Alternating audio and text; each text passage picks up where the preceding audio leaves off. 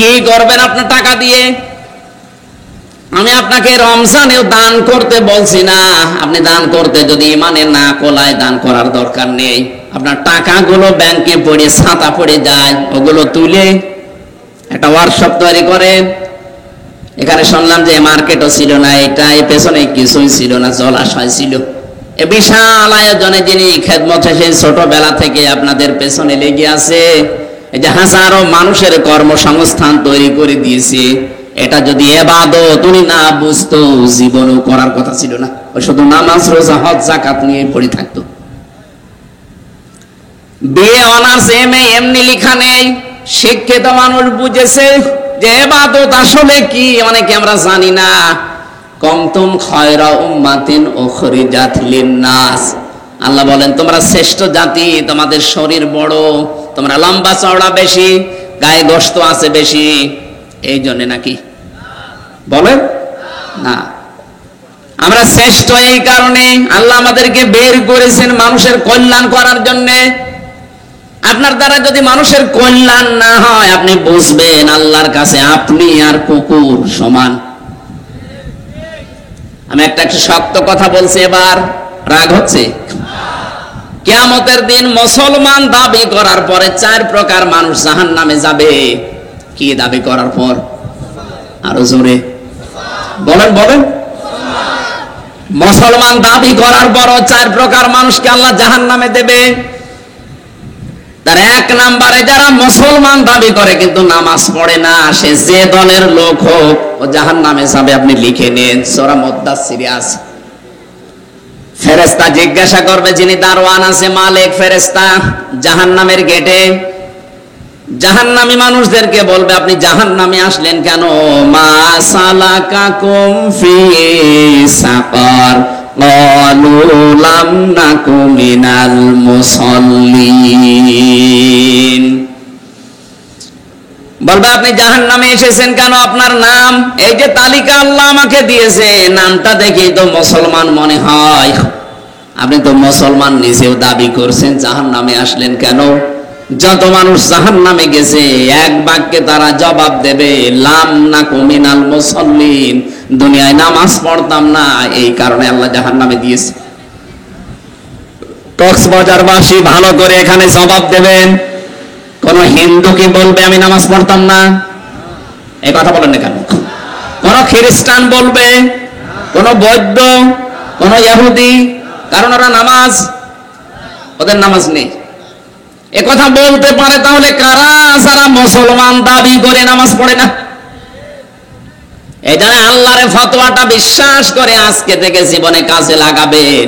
আপনি রাজনৈতিক ভাবে কোন দল করেন আমি জানি না, কিন্তু মুসলমান দাবি করে যদি নামাজ না পড়েন, ডাইরেক্ট আপনি জাহান্নামী। এই কথা বুঝতেছেন? কারণ নামাজ চায় মানুষকে আল্লাহর কাছে ছোট করতে, আর আল্লাহর উদ্দেশ্য এইটাই। এজন্য মানুষের সুরাত সিরাতের দিকে তাকালে মনে হয় মানুষকে আল্লাহ সেজদা দেওয়ার জন্যই বানিয়েছে। এভাবে হাত দিয়ে, কপাল দিয়ে, নাক দিয়ে পৃথিবীর কোন সৃষ্টি আল্লাহকে আর সেজদা দিতে পারে না। এই যে গাছগুলো দাঁড়িয়ে থাকে মনে করেন এমনি দাঁড়িয়ে আছে না, সকালে আর বিকালে নিজের ছায়াগুলো লম্বা করে দিয়ে আল্লাহকে সেজদা দেয়, কিন্তু মাটির সাথে কপাল, নাক আর হাত এভাবে ঠেকাতে পারে না। আমাদের 3.5 হাত বডি দেখলেই যেন মনে হয় আল্লাহ আমাদের বানিয়েছেন সেজদা দেওয়ার জন্য। বলেন সুবহানাল্লাহ। তাহলে আল্লাহর উদ্দেশ্য আমাদের নামাজের দ্বারা কি হওয়া? ছোট হওয়া। বলেন আরো জোরে বলেন। মানুষের এই আমিত্ব, এই বড়ত্বকে নষ্ট করার জন্য সেজদা, এর চাইতে উত্তম জিনিস দুনিয়ায় আর নেই। অথচ দুর্ভাগ্যজনক হলেও সত্য, এই এলাকায় আছে কিনা জানি না, বাংলাদেশে বহু মানুষ মসজিদে এখন আর মসজিদ নেই, চেয়ারের কারখানা বানিয়ে ফেলেছে। এলাকায় আছে? আরে ভাই, আপনি যদি নামাজ পড়তে হেঁটে যেতে পারেন যান, যদি না যেতে পারেন তাহলে আপনি বসে পড়বেন। যদি বসেও পড়তে না পারেন, শুয়ে শুয়ে ইশারা দিয়ে পড়বেন যে এখন রুকু করছে, সেজদা করছে, এখন এটাও যদি না পারেন আপনার নামাজ মাফ। আল্লাহর সামনে দাঁড়িয়ে ভালো মানুষ আপনি চেয়ারে বসে বসে চেয়ারম্যানই করছেন। কোথায় পেয়েছেন? নাকি বেশি বললাম? এলাকায় মনে হয় এগুলো নেই, আপনি বুঝতেছেন না। কুষ্টিয়ার বিভিন্ন মসজিদে দেখি, কুষ্টিয়ায় আমার বাড়ি, ও বড় মসজিদের প্রথম কাতারে আমার মনে হয় শুধু চেয়ারই, ভালো মানুষ বাজার করে বাড়ি নিয়ে যাচ্ছে, কোনো অসুবিধা নেই। মসজিদে গেলে ওর পায়ে মনে হয় যে কি পোকা লেগেছে। আপনাকে আল্লাহ চায় যে আপনি একটু ছোট হবে, আর চেয়ারে বসে বসে আপনি ডাম্পাটি করেন, এটা কি ছোট হওয়া বলে? এখন যদি বলেন আমার মাজায় ব্যথা, আমি পারি না, আরে ভাই আপনি পারেন না, আপনি বসে বসে মাটিতে বসে পড়েন। মাটিতে না পারলে আপনি শুয়ে যেভাবে ইশারায় পড়েন, না পারলে তো নামাজ মাপ। আপনাকে ওইভাবে করা লাগবে।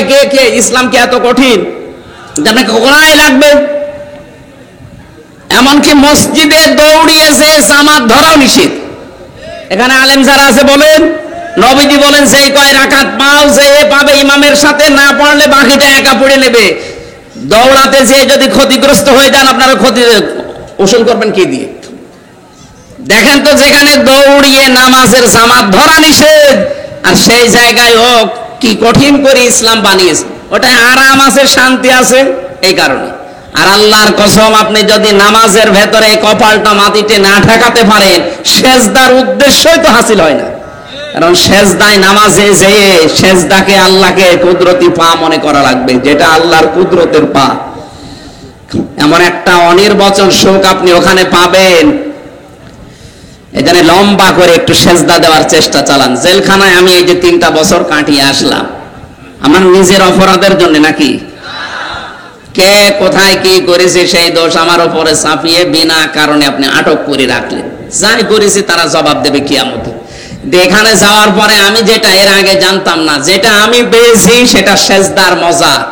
আপনি যদি রাতের বেলা, ওখানে তো কোনো কাজ কাম নেই, 24 ঘন্টা তালাবদ্ধ থাকি।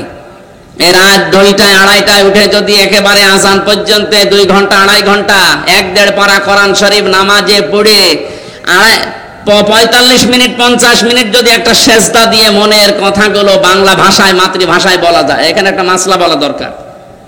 এই এখানে নড়াচড়া বন্ধ করেন। এই মাসলাটা জানেন কিনা আমি জানি না। নফল নামাজে আর সুন্নত নামাজে আপনি যদি নিজের মনের কথাগুলো সেজদায় গিয়ে বাংলা ভাষায় ও মাতৃভাষায়ও বলেন, অসুবিধা নেই, এটা জায়েজ আছে। যেহেতু আমাদের ভাষা আরবি না, আমরা মাতৃভাষা আরবি, আমরা বুঝি না কি বলি, এই জন্য আপনি বাংলায় দোয়া করবেন যে আল্লাহ আমার এই অসুবিধা আছে, আমি সেজদায় পড়ে বলছি। কারণ সেজদায় গেলে আল্লাহর মাঝে আর বান্দার মাঝে কোনো পার্থক্য থাকে না, একেবারে কাছাকাছি হয়ে যায়। সাহাবী প্রশ্ন করলেন, হে নবী, বান্দা কখন আল্লাহর নিকটবর্তী হয়? বিশ্ব নবী বলেন, মানুষ যখন সেজদায় চলে যায় তখন আল্লাহ আর বান্দার মাঝে কোনো ফারাক থাকে না। তাহলে ওই জায়গায় যেটা আপনি আরবিতে যে কথা বলতেও না পারেন, আপনি বাংলায় বলেন যে আমার ব্যবসার এই জিনিস সমস্যা হচ্ছে, আল্লাহ তুমি দান করো। আমার জীবনের এই অপরাধের জন্য আমার এখন আফসোস হচ্ছে, আল্লাহ তুমি এটা আমারে ক্ষমা করে দাও। যদি চোখের পানি নিয়ে, আবেগ নিয়ে কথাগুলো বলতে পারেন, একটা আলাদা সুখ আপনি পাবেন। সেজদার যে মজা, এটা আমরা আসলে অনেকে জানি না, এই জন্য সেজদা দিতে চাই না। 40-45 মিনিট 1 ঘন্টা যদি একটা সেজদায় পড়ে পড়ে আবেগ নিয়ে পেছনের অপরাধের কথা স্মরণ করে কাঁদতে পারেন, আপনি দেখবেন স্ত্রী ব্যবহার করার চাইতেও বেশি আনন্দ পাচ্ছেন। এ পৃথিবীতে স্বামী স্ত্রীর মিলনের চাইতে তো আনন্দদায়ক বিষয় দুনিয়ায় আল্লাহ আর দেয়নি। এর চাইতে বেশি মজা পাওয়া যাবে যদি সেজদায় আল্লাহকে আপনাকে পেয়ে যান। আমি নিজে পরীক্ষিত, এই জন্য আমলটা বললাম। মনের ভেতরে যখন অশান্তি লাগবে, রাতের বেলা লম্বা করে একটা সেজদা দিয়ে যদি কাঁদতে পারেন, মনে করবেন আল্লাহ আপনাকে নিজে মাথায় হাত বুলিয়ে দিচ্ছে। মুসলমান দাবি করার পরে যারা সেজদা দেয় না, তারা যাবে কোথায়? আরো জোরে। আর কারো ফতোয়া লাগবে? 2 নম্বরে, ওলামা না কোনো তিমুল মিসকিন, যারা এতিম মিসকিনদের খাবার দেয় না, দারিদ্র মুক্ত সমাজের জন্য যারা কাজ করে না, এরা মুসলমান দাবি করলেও জাহান্নামে যাবে। আমাদের জননী প্রধানমন্ত্রী শেখ হাসিনার জীবনে কি কবুল হবে কি হবে না আমি অন্তত জানি না, কিন্তু এই কাজটা আমার কাছে ভালো লাগে। এই যে একটি খামার, একটি বাড়ি, এই প্রকল্পের মাধ্যমে হাজার হাজার লক্ষ লক্ষ মানুষের একটা মাথা গোজার ঠাঁই হয়েছে, আর একটা কর্মসংস্থান হয়েছে। এই কথা বলেন না কেন? কত লক্ষ লক্ষ মানুষ একটা ঘর পেয়েছে, অন্তত মাথাটা গুছতে পারে। একটি খামারের মাধ্যমে নিজের একটা কর্মজীবন তৈরি করতে পেরেছে, হালাল রুজি উপায় করার একটা ব্যবস্থা করতে পেরেছে, মানুষের কাছে হাত পাতা অন্তত লাগে না। এই কাজটা যিনি উদ্যোগ নিয়ে করলেন, আল্লাহ যেন এই ওসিলায় তারে মাফ করে দেন, বলেন আমিন। 560টার উপরে মসজিদ বানিয়েছে বাংলাদেশে। আরে ভাই, মন্দির তো বানায়নি, অন্তত মন্দির বানালে সেখানে আল্লাহর সাথে শিরিক হতো। মসজিদ বানিয়েছে, কিছু না হলেও সেজদা তো দেওয়া হবে। কথা বলুন। সব কাজেই যদি আপনি সমালোচনা করেন না, মানব কল্যাণে যে কাজগুলো করেছে, বঙ্গবন্ধু টানেলটার দিকে তাকান, পদ্মা সেতুর দিকে তাকান, বাংলাদেশের রোড ঘাটগুলো অন্তত যাই হয়েছে। হ্যাঁ, মারিং কাটিং হয়নি তা না, সত্য কথা তো বলাই লাগবে। মারিং কাটিং করেছে, বেগম পাড়া যারা বানিয়েছে তাদের ওই টাকাগুলো নিয়ে বাংলাদেশে ফেরত নিয়ে আসা দরকার। এগুলো মানুষ না, এগুলো জানোয়ারের চাইতেও খারাপ।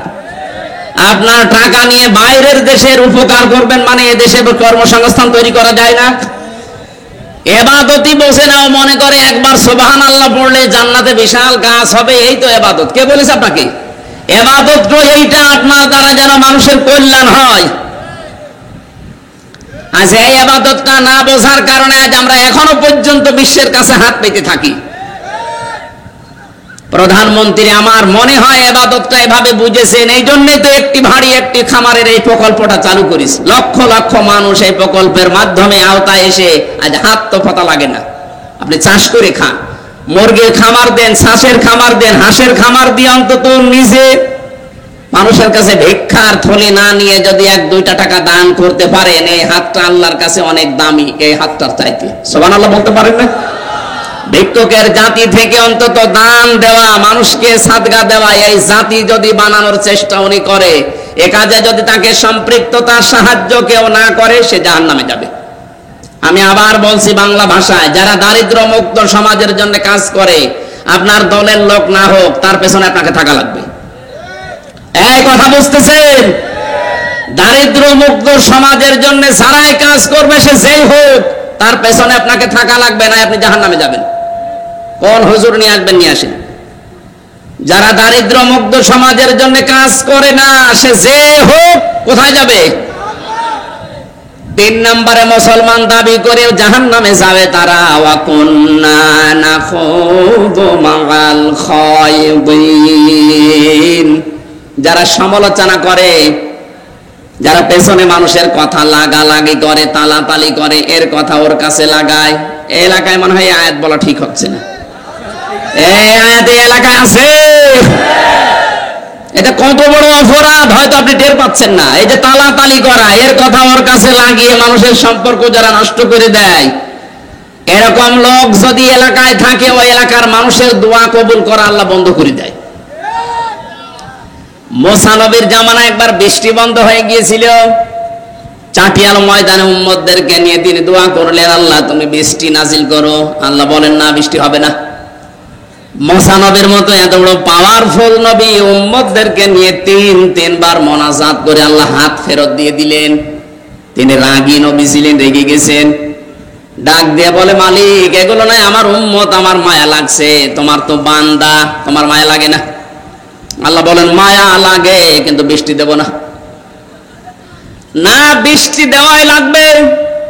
আল্লাহ পাক এবার জবাব দিয়েছেন, মুসা বৃষ্টি দিতে পারি আমি এখনই, কিন্তু তুমি যাদেরকে নিয়ে দোয়া করছিলে, ওর ভেতরে নামিমা, তালাতালি করা একজন লোক আছে। ওই লোকটা যতক্ষণ বের হয়ে না যাবে, তুমি নবী মুসা দোয়া করলেও দোয়া কবুল হবে না, ফেরত যাবে। হযরতে মুসা বলে, রব্বুল আলামিন তুমি শুধু ওই লোকটার নাম বলো, দেখো কি করি। আল্লাহ পাক বলেন, না, আমি নিজেই নাম ধরে গীবত করতে নিষেধ করি, আর আজকে এখন আমি নাম বলবা, তুমি অপমান করবা, হবে না। মুসা নবী বলে, আল্লাহ আমি তো মানুষের মনের খবর জানি না, তুমি যদি নাম না বলো আমি কি করে তাকে বের করব? আল্লাহ বলেন, তওবা করো। তুমি যদি তাওবার ঘোষণা দাও, ওরা যদি তাওবা করে, আর তাওবা যদি মানুষ মন থেকে করে, সে বেগুনাহ ব্যক্তির মতো হয়ে যায়। আজকে রমজানুল মুবারকের এই শেষের 10 দিনের এই গুরুত্বপূর্ণ সময়ে, সেহরির অনুষ্ঠানে আমরা যদি আজকে তাওবা করে ফেলতে পারি জীবনের অপরাধগুলো আল্লাহ মাফ করে জায়গাটা নেকি দিয়ে ভরাট করে দেবেন। শিক্ষিত মানুষদেরকে বলছি, তাওবা আর ইস্তেগফার এই দুইটা জিনিস কিন্তু এক না। আলেম যারা আছেন, তাওবা আর ইস্তেগফার এর শব্দ দুইটা আলাদা। ইস্তেগফার সব সময় করা যায়, আস্তাগফিরুল্লাহ আস্তাগফিরুল্লাহ, কিন্তু তওবা সব সময় না। হ্যাঁ, সব সময় তওবা হবে, কিন্তু তওবা যদি মানুষ মন থেকে করে বড় বেনিফিট আছে। পেছনের অপরাধ আল্লাহ শুধু মাফ করে দেবে না, পুরা জায়গা যেটা ফাঁকা হয়ে গেছে নেকি দিয়ে আল্লাহ ভরাট করে দেবে। এখন তওবাটা কি? মুসা নবী আসলেন, উম্মতদেরকে বললেন তওবা করা লাগবে।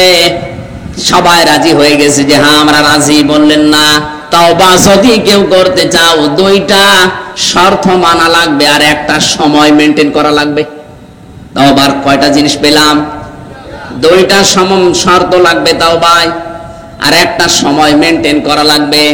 কোরআনে কারিমে আল্লাহ আয়াতটা দিয়েছেন, ওয়ানিবু ইলা রাব্বিকুম ওয়াসলিমু লাহু মিন ক্বাবলি আইয়াতিয়াকুমুল আযাবু সুম্মা লা তুনসারুন।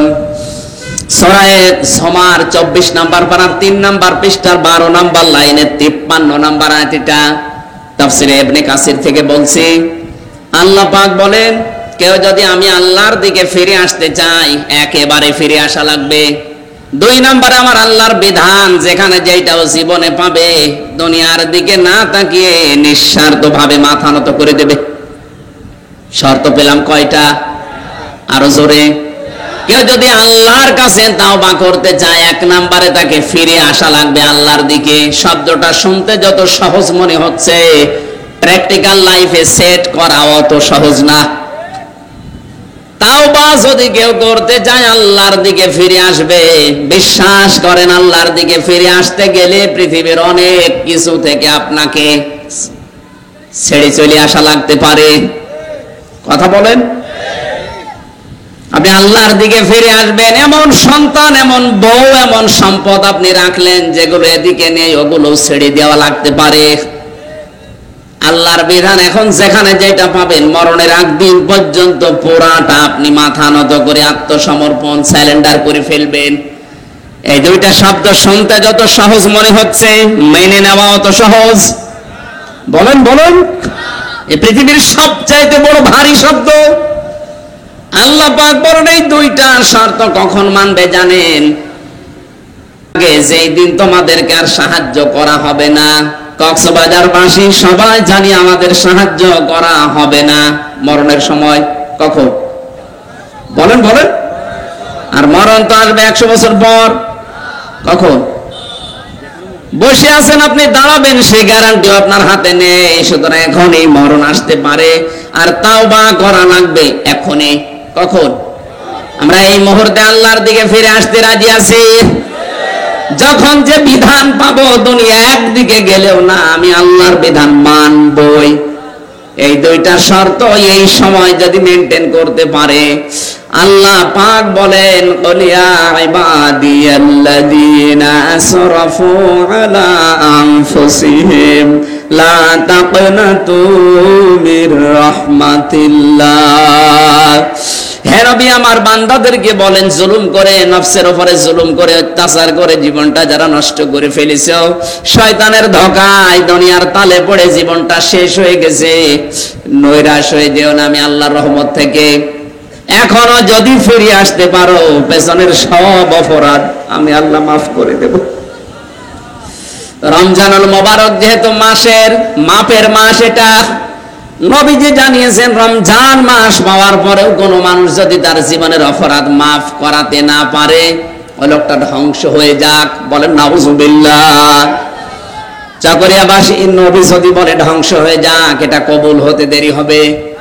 সুতরাং আজকের রমজানে এই শেষের 10 দিনে জাহান্নাম থেকে নাজাতের পালা চলছে। এখন কাজকর্ম করে যারা জাহান্নাম ওয়াজিব বানিয়ে ফেলেছি, আজকে যেন আমরা মুক্ত হতে পারি। বলেন আমিন। মুক্ত হতে হলে কি করা লাগবে? তাওবা। আরো জোরে। জোর হইল না, আর একবার বলেন। তাওবা মানে আস্তাগফিরুল্লাহ। কি আল্লাহর দিকে ফিরে আসবেন, আল্লাহর বিধান পেলে আত্মসমর্পণ করবেন। সময় কখন? এক্ষুনি। কখন? মুসা নবী এ কথা জানালেন উম্মতদেরকে। উম্মতেরা এ কথা জানার পরে ডাক দিয়ে বলে, আমরা রাজি আছি সবাই। তিনি বললেন, এখানে কিন্তু নামিমা তালাতালি করে একজন লোক আছে, সেই লোকটার কারণে আজকে দোয়া কবুল হচ্ছে না। কিন্তু কে আছে এটা আমি জানি না। আমি এখন সবাইকে নিয়ে তওবা করছি, সবাই এই নিয়মে তওবা করো। তওবা করার পরে যখন হাত তুললেন, সঙ্গে সঙ্গে বেস্টি নাসিল করে দিয়েছেন। ও চকরিয়াবাসী, কি বুঝলেন এই হাদিস থেকে?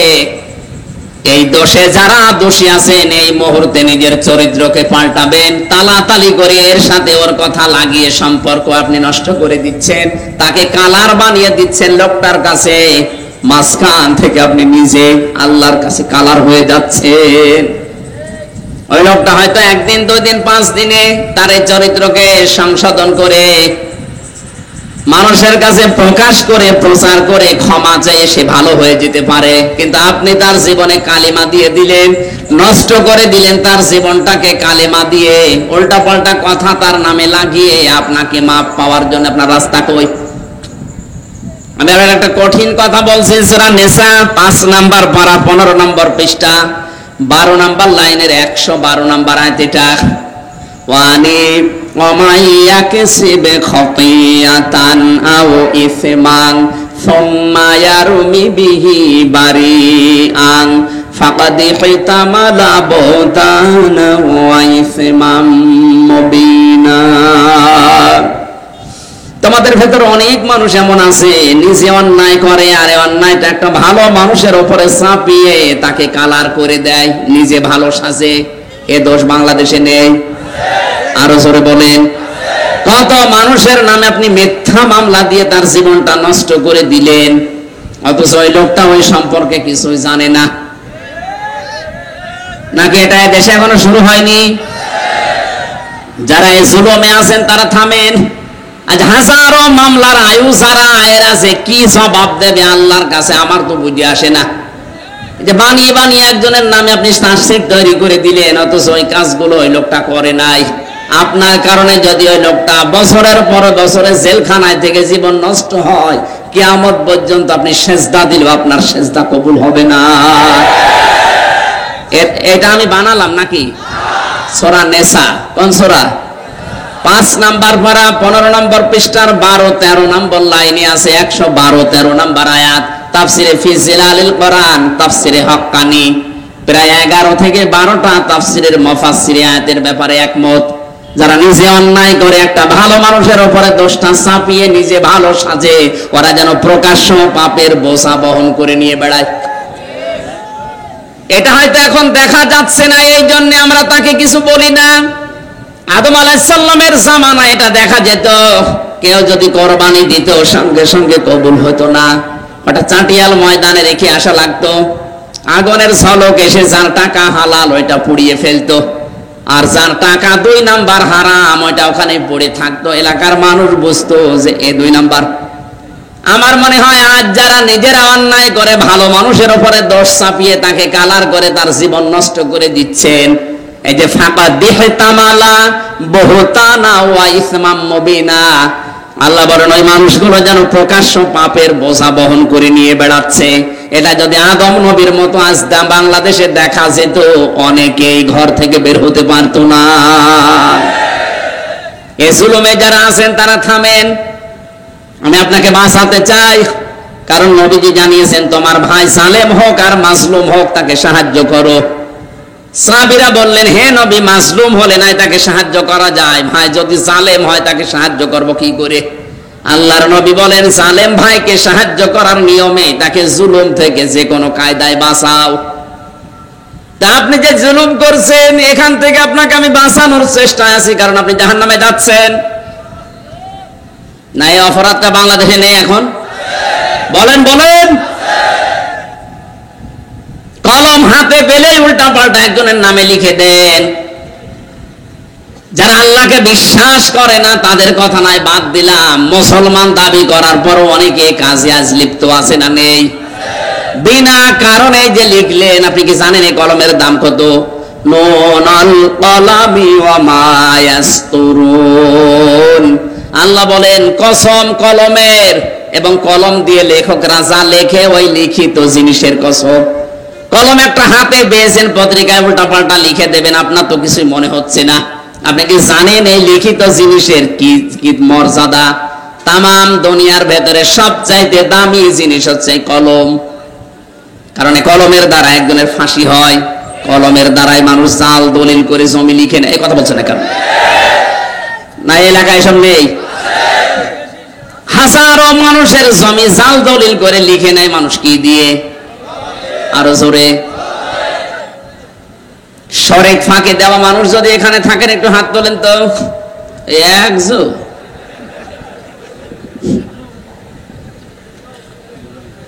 যারা ভাইয়ের জমি, বোনের জমি, মেয়ের জমি এবং আশপাশের মানুষের জমি জায়গা যারা জাল দলিল করে লিখে নিয়েছেন, কান খাড়া করে তিরমিজি শরীফের হাদিস শোনেন, দুইটা ক্ষতি হবে আপনার। যেই দিন আপনি জমি লিখে নিয়েছেন, ফাঁকি দিয়েছেন শরিক, ওই দিন থেকে আপনি যতদিন বাঁচবেন কোনদিন আপনার ইবাদত আর মাথার উপরে উঠবে না। ওটা তো আরো মারাত্মক।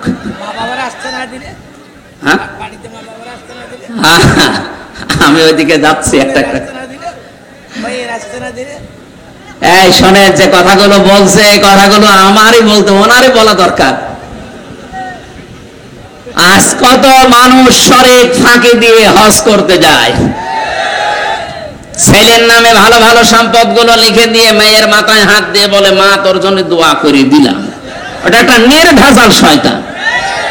এই তুই দোয়া তো করবি, ওরে ফাঁকি দিলি কেন? আগে ওর জমি ফেরত দে, এরপরে দোয়া কর। তাহলে শরিক ফাঁকি দেওয়ার গুনাহ কি? এক নম্বরে জীবনে ওই দিন থেকে যতদিন বেঁচে আছেন কোনদিন আপনার ইবাদত মাথার উপরে আর উঠবে না। দুই নম্বরে যখন মারা যাবেন ঈমান পাবেন না, বেঈমান হয়ে মরবেন। বলেন এই সুসংবাদ খুব ভালো। এরপরেও যদি কেউ এই মানুষের জমিন ফাঁকি দেওয়া, শরিক ফাঁকি দেওয়া বন্ধ না করেন, ভাই ভাইয়ের জমি লিখে নিয়েছেন, আপনি মানুষ, আপনি আবার নামাজ পড়েন, রোজা রাখেন, হজ করে এসেছেন, আপনার হজ আমার মনে হয় বাংলাদেশে আসা দূরের কথা, জেদ্দার বিমানবন্দরও আসে নাই। আজ কত সন্তান এই বাংলাদেশে নিজের মা বাবাকে রাস্তায় পর্যন্ত ফেলে দিচ্ছে। কয়েকদিন আমি সৌদি আরবে থাকাকালীন কয়েকটা ভিডিও দেখছিলাম, 4 ছেলে 2 মেয়ে, এই 6 জন মিলে বাবার সম্পদগুলো সব নিজেদের নামে লিখে নিয়ে বাবাকে রাস্তায় ছেড়ে দেওয়ার সিদ্ধান্ত নিয়েছে। এই বাংলাদেশে কোন জেলায় যেন দেখলাম।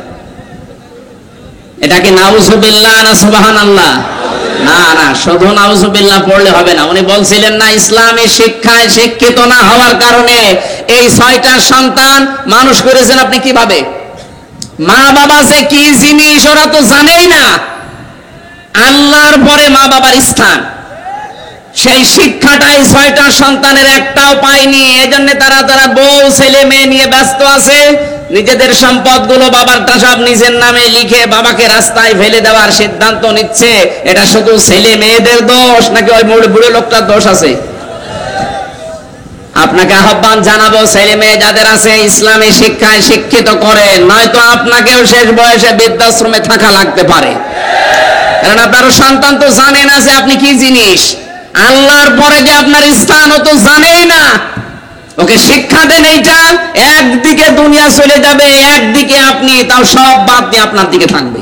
কারণ আপনাকে আল্লাহ যে মর্যাদা দিয়েছে ও তো জানে যে এটা আমার জান্নাত, এটা আমার জাহান্নাম। কান খাড়া করে শোনেন মুসলমানেরা, এইরকম মানুষকে ভোট দেওয়া, যত অপরাধ করবে ওই লোকটা জীবনে সব ফিলাক্সি লোড হয়ে আপনার আমল নামায় যাবে। আপনি মনে করছেন ভোট এটা শুধু ভোট না, এটা একটা আমানত। এটা কি? এটা একটা সাক্ষী। আন্দাজে যার তার নামে সাক্ষী দিয়ে আপনাকে তাকে ফুলের মতো পবিত্র করে পাঠিয়ে দিলেন চেয়ারে। ওই চেয়ার পাওয়ার পরে ওই লোকটা যত অন্যায় কাজ করবে আপনার এই একটা ভোটের কারণে যতদিন বেঁচে আছেন আপনার আমল নামায় ফ্লাক্সি লোড হয়ে বিকাশ হয়ে যেতেই থাকবে। এখন যদি বলেন আমার বিকাশ নাম্বার খোলা নেই, এমনি খুলে যাবে। বিকাশ খোলা লাগবে। এজন্য ইবাদত আমরা অনেকে আজ বুঝি না, ইবাদত বোঝা লাগবে আমাদেরকে। হযরত ওমর ইবাদত বুঝেছিলেন ওইভাবে, আর আমরা কোন ধাঁচের ইবাদত বুঝি না। আমার দ্বারা যদি মানুষের উপকার না হয়, মানুষের কর্মসংস্থান তৈরি না হয়, আমার রুচিত উপায় করাই লাগবে আমার দ্বারা আরো যেন 10টা মানুষের কর্মসংস্থান তৈরি হয়। ওই লোকটা চিন্তায় থেকে, চুরি থেকে হতাশা মুক্ত জীবন পাবে। আপনি 10টা সিএনজি কিনে দিন, ও নিজে নিজে চালিয়ে অন্তত 1000 টাকা উপায় করে যদি আপনাকে প্রতিদিন 300 টাকা দিয়ে 700 টাকা তার থাকে, অন্তত চিন্তায় করা থেকে, রাহাজানি করা থেকে, ডাকাতি করা থেকে বাঁচতে পারবে। এগুলো যখন না থাকে তখনই মানুষ রাস্তায় দাঁড়ায়। এখানে বাংলাদেশে যারা ধনী মানুষ আছেন তাদের উদারত আহ্বান জানাবো, আপনি আপনার এই টাকা পয়সাগুলো বাইরে বেগমপাড়া না বানিয়ে এই দেশের মানুষের জন্য তৈরি করেন, আপনার আখিরাত তৈরি হবে। টাকায় টাকা বাড়তে থাকবে একদিকে, 2 নম্বরে হাজারো মানুষের কর্মসংস্থান তৈরি হয়ে তাদের পরিবারস্থ লোকদেরকে নিয়ে চলে তারা চুরি, ডাকাতি, রাহাজানি, চিন্তায়, মাস্তানি, এই সাদাবাজি থেকে মুক্ত জীবন পাবে। আল্লাহর জান্নাত আপনার উপরে খুশি হয়ে যাবে। আল্লাহ আমাদেরকে রমজানুল মুবারকে, লাইলাতুল কদরে এইভাবে ইবাদত করার তৌফিক দিন, বলেন আমিন। তানাজ্জালুল মালাইকাতু ওয়ার রূহ, এর রাতে ফেরেশতা নাযিল হয়। ফেরেশতা এসে আপনার সাথে হাত মেলাবে যদি আপনি এই ইবাদতের সিদ্ধান্ত নেন। আর যদি এই ইবাদতের সিদ্ধান্ত নিয়ে যান যে বসে বসে শুধু সুবহানাল্লাহ 2 রাকাত নামাজ পড়ে শেষ করে দেব, না, আপনার সাথে মুসাফা করার জন্য ফেরেশতা আনবে না। আপনাকে আল্লাহ দেখতে চায় যে আপনার দ্বারা আল্লাহর বান্দাদের কোনো উপকার হয় কিনা। নবীজির মাত্র 63 বছরের জীবন, কয় বছর? এতটুকু জীবনে তিনি অমর হয়ে আছেন আজ। অথচ আমার অনেকে 80 বছর, 90 বছর, 100 বছর হায়াত পেয়েও কিচ্ছু করতে পারি না। এখানে এমন এমন কিছু কাজ করা দরকার। বঙ্গবন্ধুকে আজ মানুষ নাম শুনলে অনেকে দোয়া করে, এমনি করে। তার এই ছোট্ট জীবনে মানুষের কল্যাণের জন্য যে কাজগুলো করেছেন দুনিয়া, এই কাজগুলো যদি আল্লাহ কবুল করেন, কিয়ামত পর্যন্ত ইসলামিক ফাউন্ডেশনের কারণে সে দোয়া পেতে থাকবে। ইসলামিক ফাউন্ডেশন যতদিন এই দেশে থাকবে, যত মানুষ, যত ছোট ছোট ছেলে মেয়েরা এই ফাউন্ডেশনের মাধ্যমে কোরআন আর হাদিস পড়বে। আমার ছোট মেয়েটাও পড়ে, ইসলামিক ফাউন্ডেশনের ছাত্রী, 4 বছর বয়স, তার 8টা-9টা সূরা মুখস্থ হয়ে গেছে। বঙ্গবন্ধু আমার এই ফারিহা জান্নাতকে কোনোদিন নাম শুনেছে, দেখেছে? বলেন। অথচ সে কবরে আছে। এ ফারিহা যতদিন সকালে ইসলামিক ফাউন্ডেশনের এই মসজিদ ভিত্তিক শিশু শিক্ষায় যে কোরআনের আয়াত পড়বে, প্রতিটি আয়াতের 10টা নেকি করে তার কবরে আল্লাহ পাঠিয়ে দেবে। যেন এমন এমন কিছু কাজ করে যাওয়া দরকার, আমি থাকবো না, যেন কিয়ামত পর্যন্ত আল্লাহ আমার আমল নামায় শান্তি, সুখ, নেকি পাঠাতেই থাকেন, বলেন আমিন। ফেরেশতা এসে আপনার সাথে মোলাকাত করবে, হাত মিলাবে, আল্লাহর রহমত নাজিল হতেই থাকবে। কতদিন পর্যন্ত? হাত্তা মাতলাইল ফাজরে, যতক্ষণ সূর্য উদিত না হয়। আল্লাহ আমাদেরকে আজকের এই রাতে এই ইবাদতটা যেন কবুল করেন। মান কামা ফি লাইলাতুল কদরি, যে ব্যক্তি লাইলাতুল কদরে ইবাদত করে ঈমান আর ইহতিসাবের সাথে, ঈমান আমাদের মাস্ট বি আছে যতটুকুই হোক, ইহতিসাবটা নেই। ইহতিসাব কি? হিসাব করে করে বাকি জীবন চালানো। যেখানে পা দেবেন হিসাব করে দেবেন যে এই কাজে আমার আল্লাহ রাজি আছে কিনা, আমার আখিরাত তৈরি হচ্ছে কিনা। জীবন তো শেষ করেই ফেলেছেন। নবীজি বলেন 40 বছর পার হওয়ার পরেও যে জান্নাতের কাছের দিকে ফিরতে পারে না, ও জাহান্নামে অর্ধেক চলে গেছে আর অর্ধেক যাবে। আমাদের জীবন যেন এরকম না হয়। আমরা আজকের রাতে ইবাদত যেভাবে করা দরকার, যেটা শুনলাম এইভাবে ইবাদত করার তৌফিক প্রত্যেকটা জীবনে আল্লাহ ইবাদত এভাবে কোট করে রেখেছেন কোরআনে। কোরআন থেকে, হাদিস থেকে পড়ে পড়ে ইবাদত এইভাবে মানব কল্যাণে করার তৌফিক কামনা করছি, বলেন আমিন। এই জন্য তালাতালি করা বন্ধ করেন, এর কথা ওর কাছে লাগানো বন্ধ করেন, নাই তো আপনি মুসলমান দাবি করলেও জাহান্নামে যাবেন। কুন্না নুকাজ্জিবু বিয়াউমিদ্দিন, 4 নম্বরের মানুষ তারা যারা কিয়ামত হবে এটা বিশ্বাস করে না। আল্লাহ আমাদেরকে যেন 4 প্রকার মানুষকে হেফাজত করেন, আমিন। গফিরা লাহু মা তাকদ্দামা মিন যামবিহি আছে। আজকের ইবাদত যদি সত্যিই কবুল হয়ে যায় আর এই মন মানসিকতা নিয়ে যদি বাকি জীবনটা আমরা চালাতে পারি যে আমার দ্বারা মানুষের জন্য উপকার হয়, ক্ষতি না হয়, তাহলে আপনার পেছনের যত অপরাধী ছিল আল্লাহ আজকের রাতের ওসিলায় সব মাফ করে দেবে। কেমন আছেন আপনি? আলহামদুলিল্লাহ। আপনাদের মনে হয় সেহেরে কি এখানে? বাড়িতে বাড়িতে অন্তত 1 ঘন্টা 1.5 ঘন্টা আগে তো শেষ করা লাগবে। আমরা 1:30 বাজে 2:45 1 ঘন্টা 15 মিনিট কথা বলবো, এরপরে বাড়িতে যেয়ে সেহরি করে নেবেন। 4টা মনে হয় 15-20 শেষ সেহরি, 25 সময় তো দেওয়া লাগবে। এত বড় আয়োজনে একটা করে প্যাকেট দিলে তো আর যাওয়া লাগতো না।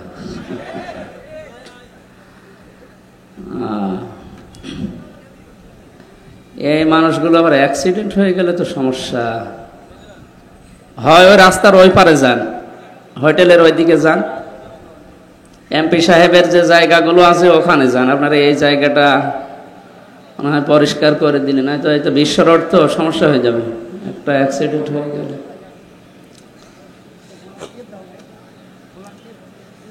এমন জায়গায় দিয়েছে কোনো ফিল্টে মিল্টে না দিয়ে এই জায়গায়। হ্যাঁ, ভলান্টিয়াররা একটু সতর্ক ভাই, যে ট্রাক সবসময় এখন রাত্রে তো বেশিরভাগ ওনারা ঘুমিয়ে চালায়, সমস্যা। সারা রাত সারাদিন চালাচ্ছে, ওনারা ঘুমাবে না, কি করবে? অ্যাক্সিডেন্ট হয়ে গেলে কিন্তু উঠে আসবে না, খুব সতর্ক।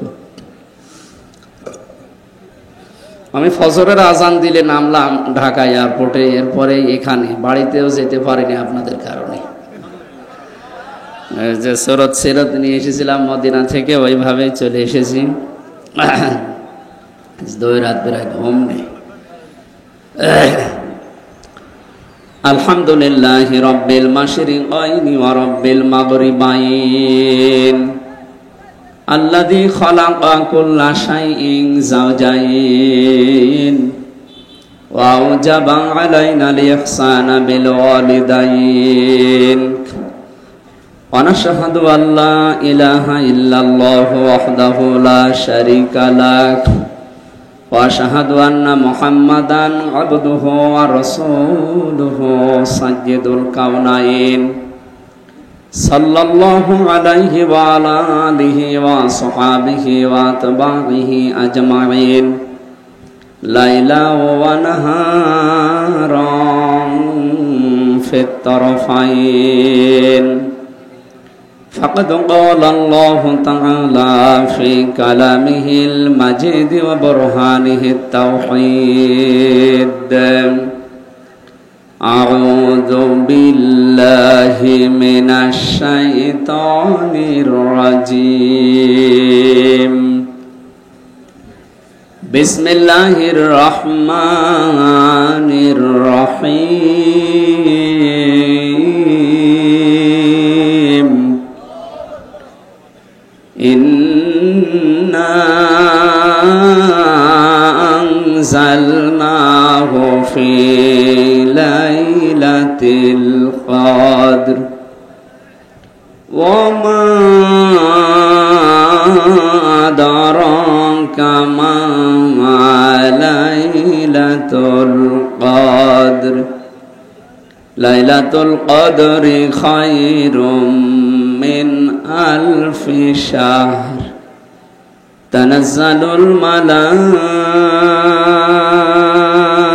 الملائكة والروح فيها بإذن ربهم من كل أمر سلام سلام هي حتى مطلع الفجر صدقت يا ربنا عن أبي هريرة رضي الله تعالى عنه قال قال النبي صلى الله عليه وسلم من صام ليلة من قام في ليلة القدر إيمانا واحتسابا غفر له ما تقدم من ذنبه إلى آخر الحديث رواه ابن ماجه وقال تعالى في شان رسوله إن الله وملائكته يصلون على النبي ইয়া আইয়ুহাল্লাযীনা আমানু সাল্লু আলাইহি ওয়া সাল্লিমু তাসলিমা। আল্লাহুম্মা সাল্লি আলা মাওলানা মুহাম্মাদ ওয়া আলি সাইয়্যিদিনা। আরবের বুকে মক্কা নগরে আমেনার যেথায় ঘর, খোদার করুণা কাউসার হয়ে ঝরছে বারংবার। বালাগাল উলা বিকামালিহি কাশাফাদ দুজা বিজামালিহি হাসনাত জামিউ খিসালিহি সাল্লু আলাইহি ওয়া আলিহি। আলহামদুলিল্লাহ। আমার মনে হয় বাংলাদেশের ভেতরে এটাই ব্যতিক্রম, যে দৃশ্য দেখে মনে হচ্ছে আমি মদিনায় আছি। কারণ মক্কা মদিনাতে শেষে রমজানের এই 10 দিন ওদের কাছে রাত দিন নেই, সারা রাত জেগে রসুলের ওই কথা মেনে ওনারা ইবাদতেই লিপ্ত আছে। মাগরিব পড়ার পরেই কিছুক্ষণ বিরতি দিয়ে এশার নামাজ, এরপরে তারাবি, এরপরে রাত 1টায় শুরু হয় কিয়ামুল লাইল তাহাজ্জুদের নামাজ, এরপরে সেহরি খেয়ে ওনারা তারপরে ঘুমায়। সেই দৃশ্যই আজকে আপনারা তৈরি করেছেন। মদিনার সাথে যেন এই চকরিয়াকে আল্লাহ মিলিয়ে দেন। বাংলাদেশের ঐতিহ্যবাহী জেলা কক্সবাজার, চকরিয়া ইসলামী তরুণ সংঘের উদ্যোগে ৩য়তম মহাবিশ্বের মহাবিশ্বয় আমাদের মালিক, আমাদের মনিব মহান রব্বুল ইজ্জাত আল জালালের মুখের পবিত্র বাণী কোরআনে কারীম এবং সিরাতুন নবী সাল্লাল্লাহু আলাইহি ওয়াসাল্লাম মাহফিলের সম্মানিত সভাপতি আমার আরাফাতের ভাই আলহাজ শরাফতুল্লাহ চৌধুরী ওয়াসিম, উপস্থিত আছেন আলহাজ মাওলানা আকবর আহমেদ, আতালাল্লাহু উমরাহু ওয়া বারাকাল্লাহু ফি হায়াতি, বলেন আমিন। মাহফিলের প্রধান অতিথি শাইখুল মাশায়েখ মাননীয় জাতীয় সংসদ সদস্য, সাবেক লিখেছেন কেন, উনি বর্তমানই হবে, বর্তমান যিনি আছে উনি তো এখানকার না, আপনাদের মাটি এবং মানুষের সন্তান যিনি, বিশিষ্ট রাজনীতিবিদ, শিক্ষা অনুরাগী, বিশেষ করে যে কথাগুলো বলেছে মন থেকে, যে কথাগুলো আমরা শুনলাম, এলাকার মানুষকে ধর্মীয় শিক্ষায় উদ্বুদ্ধ করার জন্য যে বক্তব্য দিয়েছেন, আল্লাহ যেন সাহাবীদের সাথে কবুল করেন। সাহাবীদের মনের কথা মুখের কথা এক ছিল। আমরা অনেকেই কথা বলি, আমাদের মুখের কথা মনের কথা এক না, এই জন্য সাহাবীদের মতো আমরা আল্লাহর কাছে কবুল হতে পারি না। আমার আরাফাতের ভাই জনাব আলহাজ Jafar Ahmed BA honours MA, আতালাল্লাহু উমরাহু ওয়া বারাকাল্লাহু ফি হায়াতি, বলেন আমিন। অনেকগুলো মানুষের নাম এখানে দিয়েছেন, বিশেষ করে জনাব আবুল কালাম, জনাব লায়ন আলমগীর চৌধুরী, জনাব আহমেদ রেজা। এখন একটা একটা করে নাম বলে দোয়া করতে গেলে সময় চলে যাবে। সে শিক্ষক ক্লাসে যে জিজ্ঞাসা করছে ছাত্রকে, এই গুড বানান কর, বলছে sir A B C D E F G H I J K L M N O P Q R S T U V W X Y Z. কি করলি? এর ভেতরে আছে, আপনি বানান করিয়ে নিন। আমি একবারে সব বলে দিলাম, আপনারা আবার বলেন আমিন। এখানে যারা আলোচনা রাখলেন, বিশেষ করে চুয়াডাঙ্গা থেকে আগত মাওলানা আব্দুল কাদের জিহাদি, মাওলানা হাফেজ বশির আহমেদ, মাওলানা মামুনুর রশিদ নুরি ভাই, মাওলানা কুতুবউদ্দিন হেলালি, মাওলানা নুরুল আজম জিহাদি সহ নাম না জানা সম্মানিত ওলামা ইকরাম, তরুণ যুব সংঘ যারা এই মাহফিলের খেদমতে আঞ্জাম দিয়েছে, যে মা তাদেরকে পেটে নিয়েছে, আল্লাহ যেন খাদিজাতুল কুবরার মতো বানিয়ে দেন। সামনে বসা মুসলমান ভাইরা, পর্দার আড়ালের সম্মানিতা মা এবং বোনেরা, প্রশাসনের ভাইরা, প্রাণ প্রিয় চকরিয়াবাসী, দল মত নির্বিশেষে কোরআনের এই অনুষ্ঠানে রমজানুল মোবারকে নাজাতের এই অধ্যায়ে শবে কদর তালাশ করার উদ্দেশ্যে আমরা আজ রাত জেগে আছি। শুধু 27 রমজানই শবে কদর এটা নবী বলেননি, শেষের 10 দিনের বেজোড় যে কোনো একদিন হয়ে যেতে পারে। সুতরাং উদ্দেশ্য নিয়ে আমরা যেহেতু আজকে রাত জেগে আছি, আমাদের সারা রাত যেন জেগে থাকা ইবাদত হিসাবে আল্লাহ গণ্য করে নেয়। শরীর সুস্থ রেখে মন মানসিকতা ইসলামের দিকে মনোনিবেশ করে যে আল্লাহ আমাদেরকে নিয়ে আসলেন এখানে, খুশি হয়ে বলেন আলহামদুলিল্লাহ। যদিও আমি এত রাত জাগার পক্ষে না, কিন্তু রমজানের শেষের 10 দিন আর মদিনার যে দৃশ্য দেখে আসলাম এই 14-15 দিনে, আল্লাহ রাব্বুল আলামিন, আমি আবার দোয়া করছি আল্লাহ কক্সবাজার চকরিয়াকে যেন মদিনাতুল মনোয়ারার সাথে কবুল করেন। সত্যি একটা জান্নাতের পরিবেশ মনে হচ্ছিল এই 14 দিনে। কোনো ভয় নেই, কোনো চিন্তা নেই মানুষের। রাত দিন 24 ঘন্টা, রাত 2টা 3টায় মহিলারা মসজিদে আসতেছে বিনা ভয়ে, কোনো ভয় নেই, শুধু আল্লাহর ভয় ছাড়া। চিন্তায় নেই, ডাকাতি নেই, চুরি নেই, কোনো ভয় মানুষের ভেতরে নেই। ওই রকম দৃশ্য আজকে অন্তত এই কয়েক কিলোমিটার মনে হচ্ছে। এই চকরিয়া বাজারের আশপাশে এই দৃশ্যটা, এটা যদি সারা বাংলাদেশের দৃশ্য হয়, এইটাই আমাদের কাছে মিনি জান্নাত, এটাই দরকার। যিনি দায়িত্বে আছেন আমাদের জননী প্রধানমন্ত্রী শেখ হাসিনা, তার থেকে শুরু করে যারা দেশে এবং দেশের দায়িত্ব পালন করছে, তারাও এইটা চায় যে সারা বাংলাদেশ যেন অন্তত এই যে মদিনাতুল মনোয়ারার মতো রাখছে এরকম দৃশ্য তৈরি হয়ে যায়। টেকনাফ থেকে ততিলিয়া মানুষ যাবে, কোনো ভয় থাকবে না মনের ভেতরে, শুধু একটা ভয় থাকবে, আল্লাহর ভয়। এই দৃশ্য আমরা বাংলাদেশে তৈরি করতে চাই না?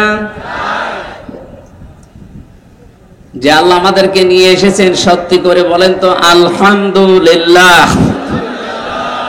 লাইন শাকারতুম লাযিদান্নাকুম, নিয়ামতের শুকরিয়া আদায় করো, আমি আল্লাহ বাড়িয়ে দেব। নিয়ামতের শুকরিয়া কি করে আদায় করা লাগে? তাফসিরে পড়েছি 3টা বিষয় থাকতে হবে কেউ যদি কোনো নিয়ামতের শুকরিয়া আদায় করতে চায়। এখানে আলেমরা আছে এই জন্য বলছে। সূরা ইব্রাহিমের 7 নম্বর আয়াত এটা। আল্লাহ পাক বলেন লাইন শাকারতুম লাযিদান্নাকুম ওয়া লাইন কাফারতুম ইন্না আযাবি লাশাদীদ। লামে তাকিদ নুনে সাকিলা, খুব গুরুত্ব দিয়ে আল্লাহ এই কথাটা আমাদেরকে শোনাচ্ছেন, যদি আমার শুকরিয়া আদায় করো আমি আল্লাহ ওই নিয়ামত আরো বাড়িয়ে দেব। ফি জিলালিল কোরআনে সৈয়দ কুতুব রাহমাতুল্লাহ আলাইহি তাফসিরে লিখেছেন, কেউ যদি শুকরিয়া আদায় করতে চায় 1 নম্বরে মাধ্যম তাকে বলা লাগবে মুখ দিয়ে যে হ্যাঁ এটা আমার নিয়ামত। আজকের এই দিনে গত বছরে কত মানুষ এখানে ছিল, 3য়তম চলছে যেহেতু গত বছর হয়েছে, আজকে ওই মানুষগুলো এখানে আর বসে নেই, ওরা সব মাটির নিচে চলে গেছে। আমরা যারা বসে আছি, আগামী বছর যদি এখানে অনুষ্ঠানটা হয় সবাই এখানে থাকবে না, অনেকেই মাটির নিচে যাবে। সুতরাং যে আল্লাহ এখনো পর্যন্ত আমাদেরকে কোরআনে কারিমের মতো বিশাল নিয়ামত দিয়ে বাঁচিয়ে রেখেছেন, এটা মুখ দিয়ে বলেন যে হ্যাঁ এটা আমার জীবনের নিয়ামত। এটা নিয়ামত না? এখানে আসা বসা, শ্বাস প্রশ্বাসে নিঃশ্বাসে আপনার নেকি হচ্ছে। পৃথিবীতে এমন কোনো অনুষ্ঠান নেই যেখানে গেলেই নেকি হয়। এই অনুষ্ঠানে আসলে নেকি হবে এই কারণে, কারণ এখানে কোরআন আছে। কি আছে? 2 নম্বরে আপনাকে মনের ভেতরে একটা অনির্বচন সুখ আপনাকে আল্লাহ দান করবে। শব্দটা খুব মারাত্মক শব্দ, তাফসিরে পড়েছি। একটা অনির্বচন সুখ আপনি পাবেন, যেটা টাকা দিয়ে কিনতে পাওয়া যায় না, আল্লাহ নিজের পক্ষ থেকে সালাম নামের খাতিরে দান করেন। আমাদের মনের ভেতরে যদি ওই আনন্দটা আপনি পান, একটা অনির্বচন সুখ, একটা আবেশ, আপনাকে একটা বাতাস দিয়ে আল্লাহ শান্তি দান করবে। আমি জানি এখানে যারা আছে তারা ওটা এখন পাচ্ছে। 3 নম্বরে এখানে যে কথাগুলো মানুষ শুনবে এগুলো তার প্র্যাকটিক্যাল লাইফে সেট করার মাধ্যমে আল্লাহকে দেখাবে।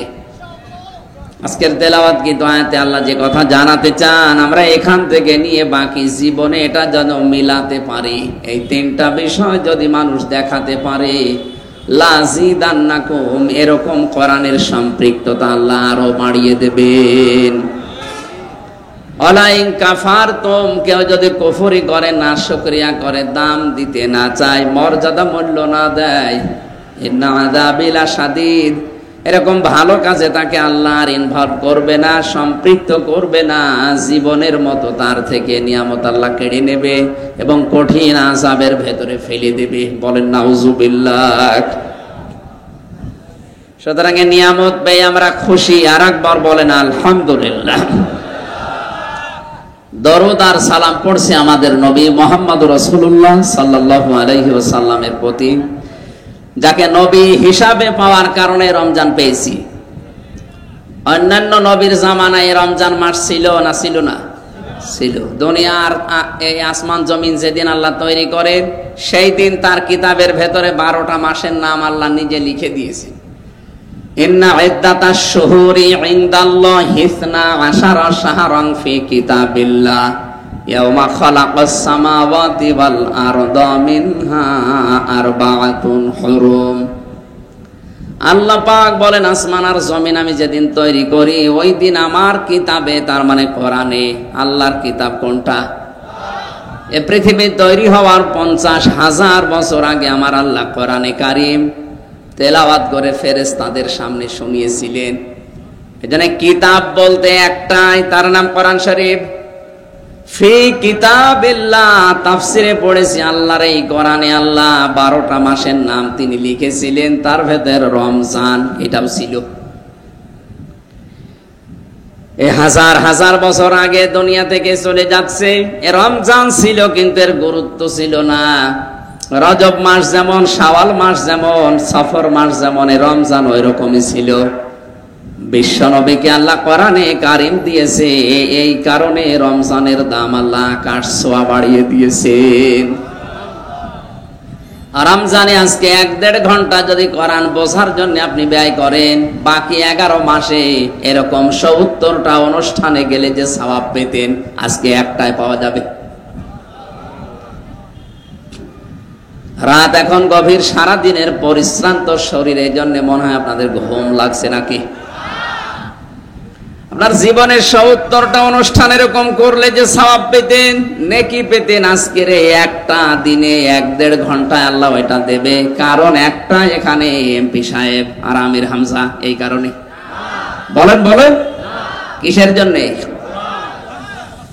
ইন্না আনজালনাহু ফি লাইলাতিল কদর, অবশ্যই আমি আল্লাহ কোরআনে কারীম নাজিল করেছি লাইলাতুল কদরের রাতে। এই যে শেষের 10 দিনের বেজোড় সংখ্যা যেগুলো আছে, তার ভেতরে কদর তালাশ করার জন্য নবীর আহ্বান। বিশ্ব নবীকে আল্লাহ জানিয়েছেন আপনি তালাশ করেন। নবীজি শেষের এই 10 দিনে এত বেশি ইবাদত বন্দেগী করতেন। হাদিস, আল্লাহর নবী নিজের মাজায় দড়ি লাগিয়ে, গামছা লাগিয়ে, চাদর লাগিয়ে শক্ত করে বেঁধে নিতেন, যেন রাতের বেলা সারা রাত অলসের মতো ঘুমিয়ে না কাটে।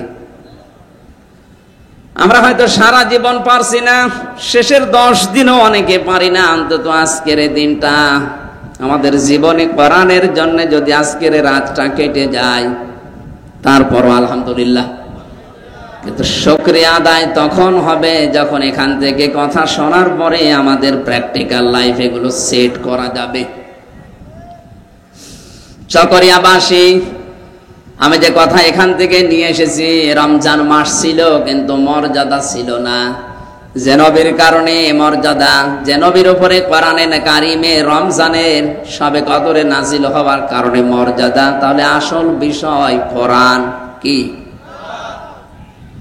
এই কোরআনে কারীম যদি আল্লাহ সফর মাসে দিতেন, রমজানে একটা ইবাদতে যেমন 70টা সওয়াব হয়, সফর মাসেও তাই হতো।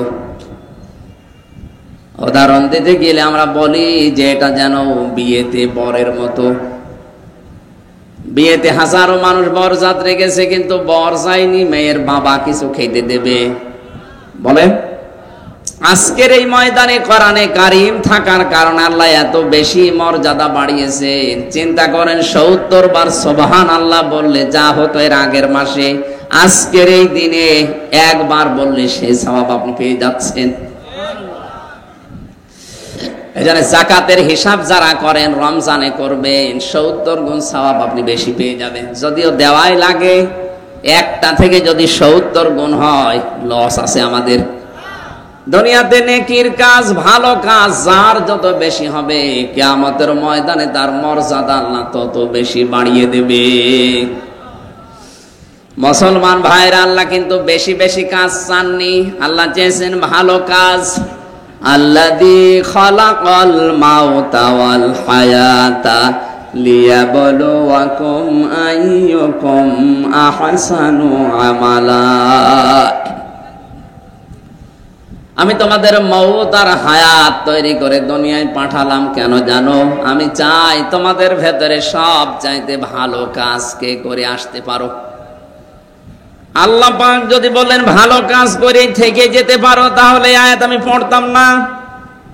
যেহেতু লিয়াবলুয়াকুম আইয়ুকুম আহসানু আমালা দিয়ে আল্লাহ জানিয়েছেন ভালো কাজ করে কি আসতে পারো আমার কাছে, আয়াত দ্বারা বোঝা যায় দুনিয়ায় আপনি যত উপরে ওঠেন না কেন মাস্ট বি আপনাকে আল্লাহর কাছে যাওয়াই লাগবে।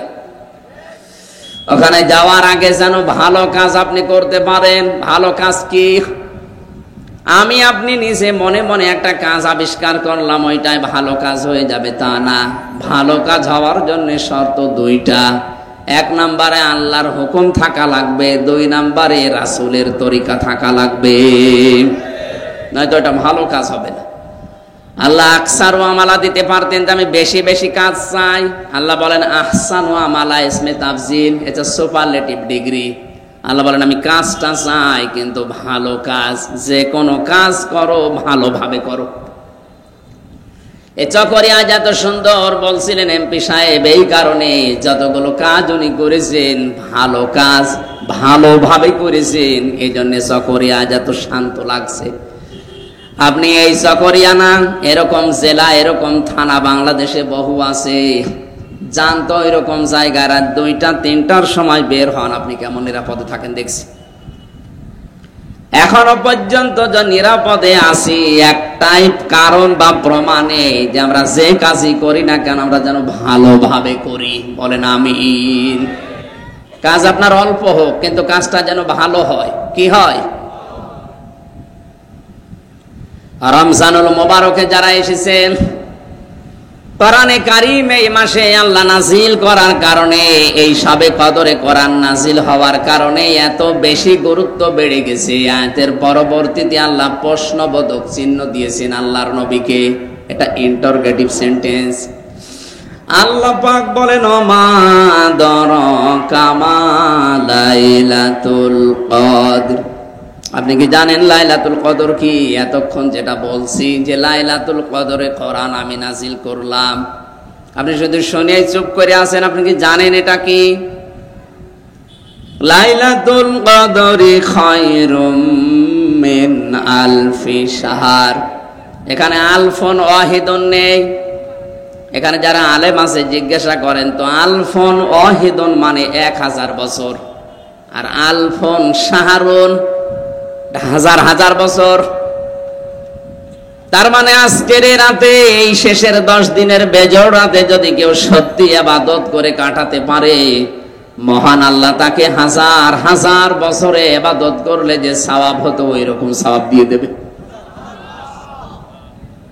এখন আমাদের বোঝার বিষয় আয়াত থেকে, এই কথা বলেন কেন? ইবাদত কি? আমার মনে হয় এখানে যারা বসে আছি 100 জনের প্রায় 98 জন 99 জনের ধারণা ইবাদত মানে বসে বসে শুধু জিকির করা, নামাজ পড়া, রোজা রাখা, পর্দা করা হয়ে গেছে। এটার নাম ইবাদত না। ব্যক্তিগত জীবন থেকে আন্তর্জাতিক জীবন পর্যন্ত, রান্নাঘর থেকে সংসদ পর্যন্ত সব জায়গায় আল্লাহর ইবাদত আছে না নেই? আছে। এখন ইবাদতটা কি? মানুষের সাথে যে কথা বলেন, যদি হাসি মুখে কথা বলেন ওইটাও ইবাদত।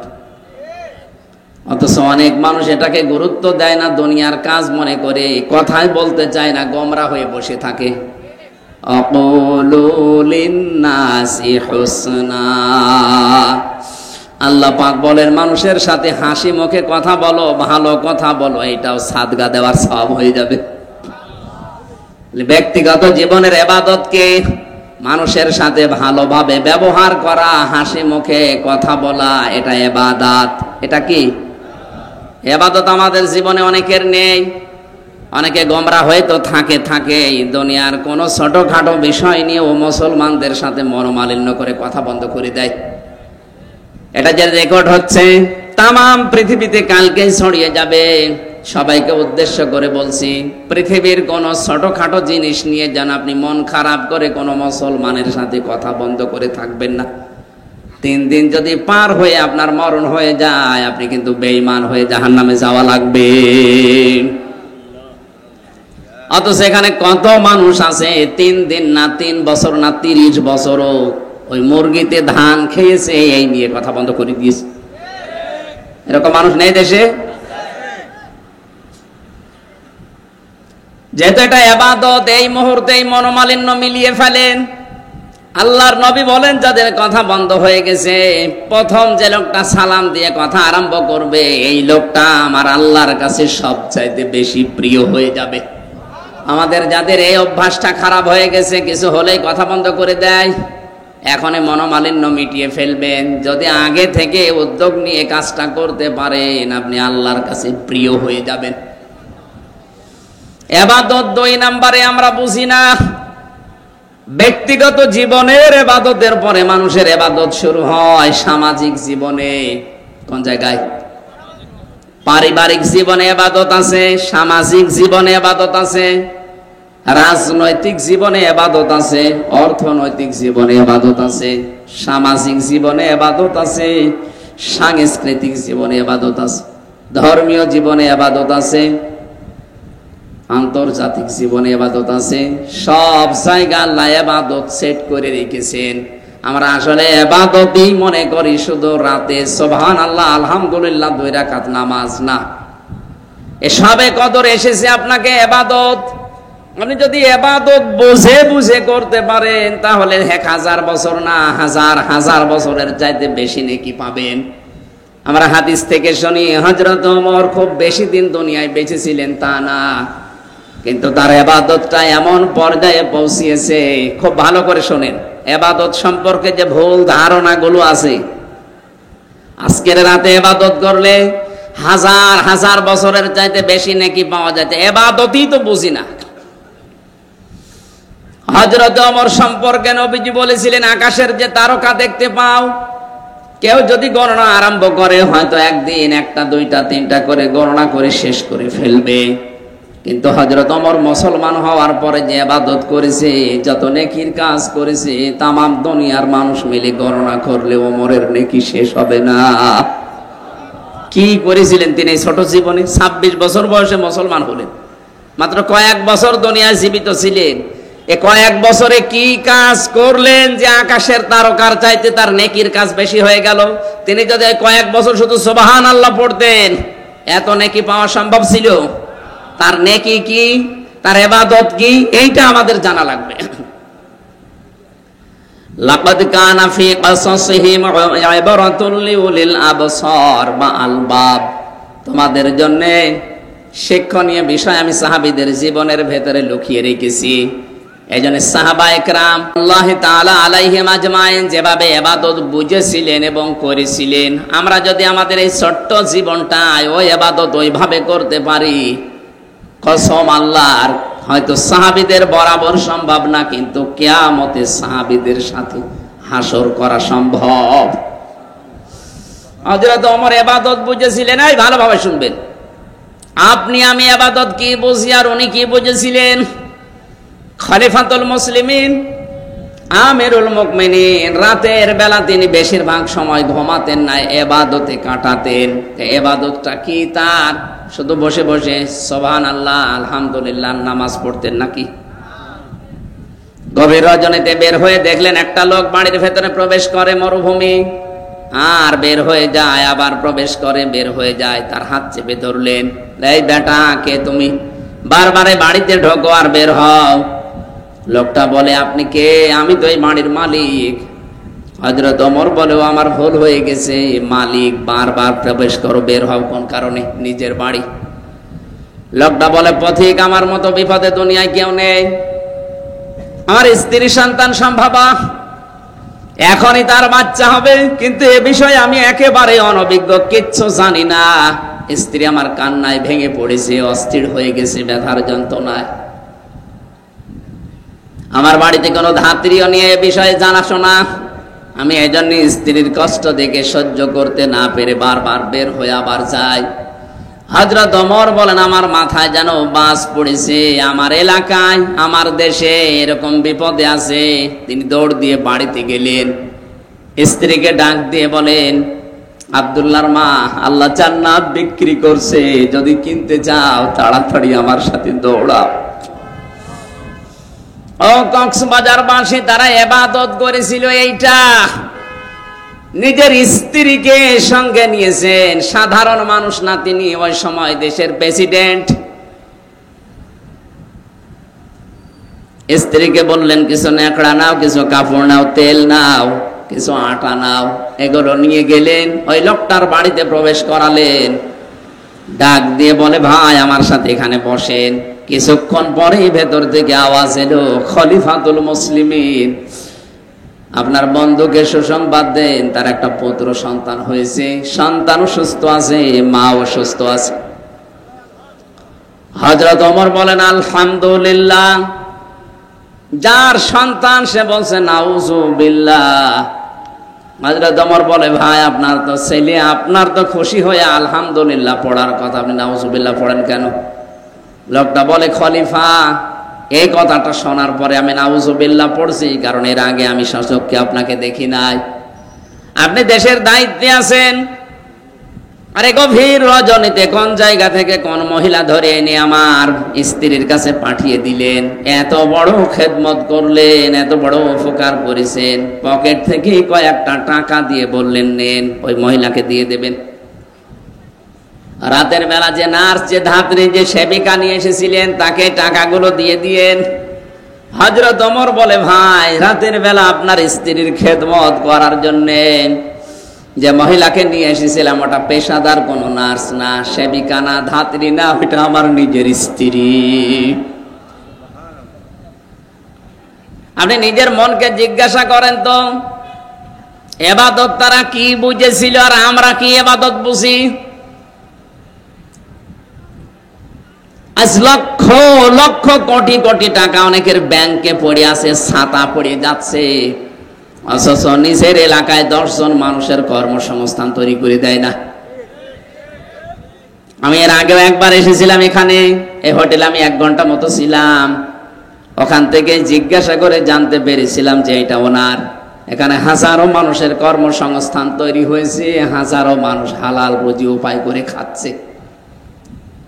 আমি ওই দিনই দোয়া করেছিলাম, আল্লাহ এই জাফর আলম সাহেবের জীবনের কিছু যদি কবুল না হয়, এই মার্কেটের মাধ্যমে যত যুবকের কর্মসংস্থান উনি তৈরি করে দিয়েছে, হযরত ওমরের সাথে যেন আল্লাহ তাকে কবুল করে নেয়। ইবাদত উনি যদি এটা ইবাদত মনে করে থাকে, আসলে এটা ইবাদত। এই হাদিস আমরা 100% বিশ্বাস করি তো?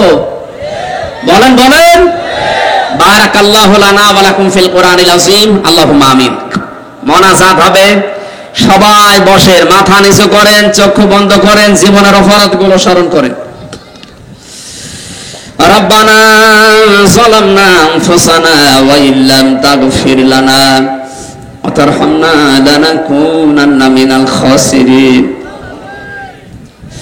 রব্বুল আলামিন রমজানুল মুবারকের শেষের 10 দিনের একটা দিন, গুরুত্বপূর্ণ একটা সময়ে, তাহাজ্জুদের সময় চলছে, সেহরি খাওয়ার সময় চলছে।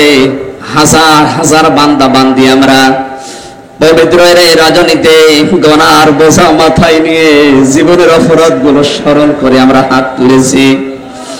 আল্লাহ তাআলা জীবনের অপরাধের দিকে তাকালে হয়তো তোমার মাফ করতে ইচ্ছে করবে না। আমাদের অপরাধের দিকে তুমি তাকিও না, তোমার রহমতের দিকে তাকাও, জিন্দেগীর গুনাহগুলো মাফ করে দাও। যত গুনাহ করিয়াছি গোপনে মাফ করে দাও আল্লাহ তুমি নিজ গুণে। তুমি তুমি যদি মাফ না করো বান্দাকে, বলো তোমার বান্দা যাবে কার কাছে? আদর করিয়া মানুষ আল্লাহ বানাইয়া, কেমনে দিবা জাহান্নামে ফেলিয়া। রব্বুল আলামিন কক্সবাজার চকরিয়া এই চলন্ত পথের পাশে দাঁড়িয়ে আমরা সারা রাত জেগে জেগে তোমার কোরআনে কারীম চাতক পাখির মতো শুনছিলাম। আমার তো মনে হচ্ছে সারা রাত যদি তোমার কোরআনে এখানে বসাতাম কেউ বাড়ি যেত না। আজ 2-3 দিন আমি ঘুমাতে পারিনি, অসুস্থ শরীর নিয়ে বিশাল পথ জার্নি করে তোমার নবীর রওজা জিয়ারত করে সরাসরি এখানে চলে এসেছি। অসুস্থ শরীরে যতটুকু কথা বলেছি এদেরকে তুমি ওমরের মতো শোনার মানার তৌফিক দাও।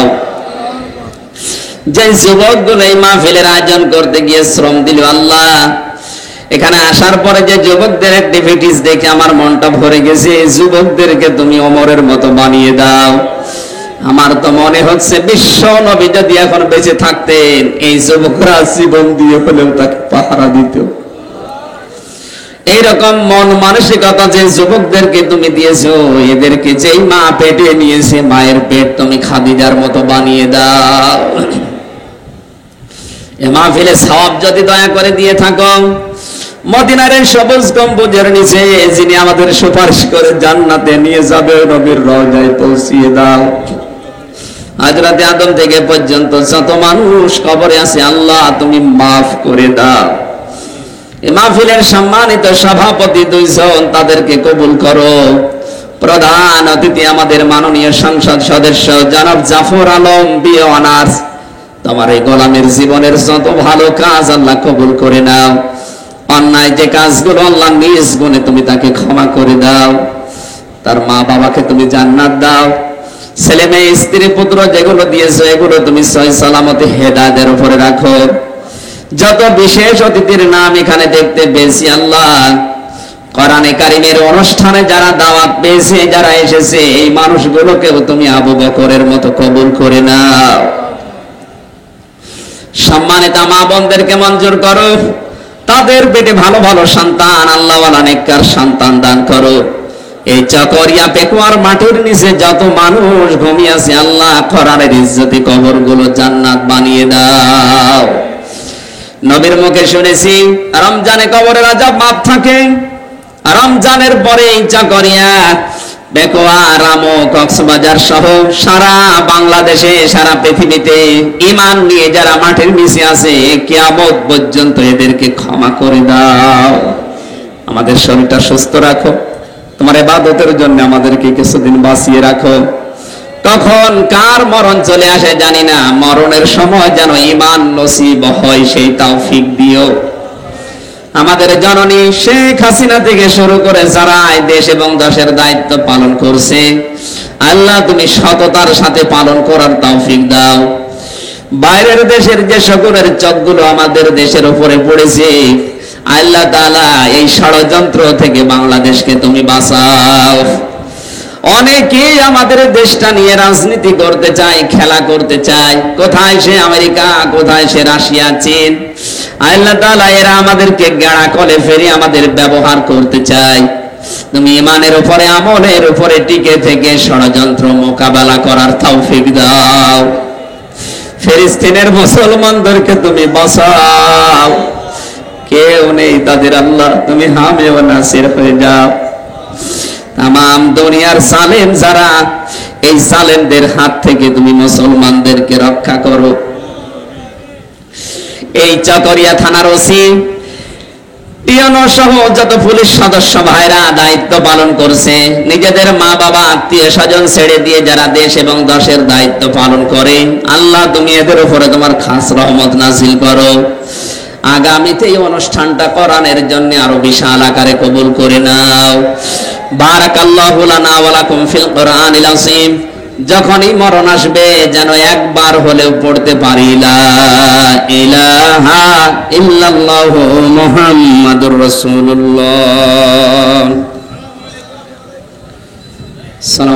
এখন বাড়িতে যেয়ে তাড়াতাড়ি সেহরি করে নিন।